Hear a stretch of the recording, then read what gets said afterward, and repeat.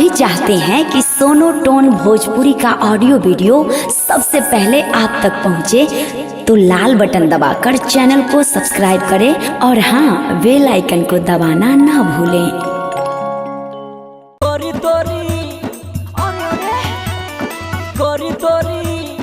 देखा देखा चुप रहा।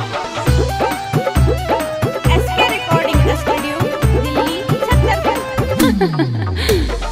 डीजे नसरुद्दीन आर्या।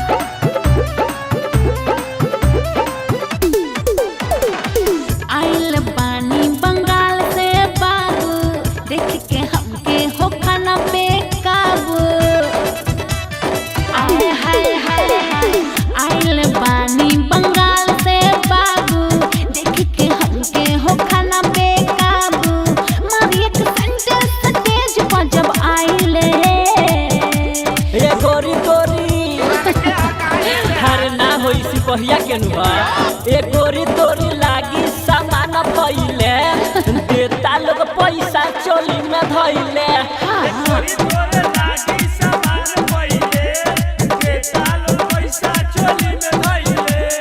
गोरी तोरे लागी सामान पहिले, देता लोग पैसा चोली में धइले।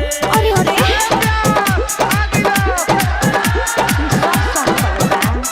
डीजे अरे बोला। नसरुद्दीन आर्या, नसरुद्दीन आर्या, नसरुद्दीन आर्या।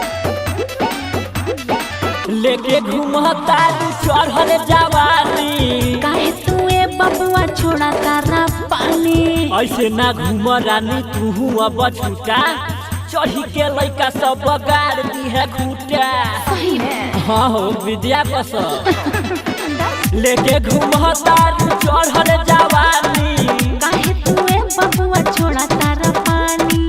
लगता कि हमरा के कोहेला सटाइले। ए गोरी तोरी दे महक रहा है। अरे फोग मार है न रे। हाँ वो दिख रहा है। ए गोरी तोरी लागी सामान फैले, देता लोग पैसा चोली में धइले। गोरी तोरे लागी सामान फैले, देता लोग पैसा चोली में धइले।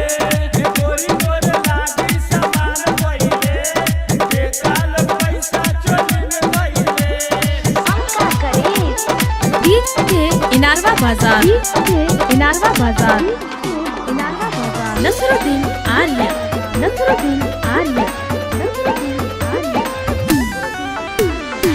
जानत बहानी तू बारू नसाइल, लहंगा में बाबू बाटे मिसाइल। तोहरा पर मोरे राइटर नवल नसीला, हवे बिहार हवा होई जई बुढ़ीला।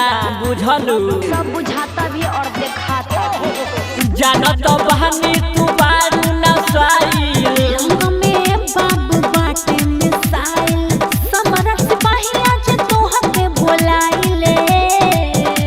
ये गोरी तोरी का ढेर मत बोला। ये गोरी तोरी लागी सामान फैले, देता लोग पैसा चोली में धइले।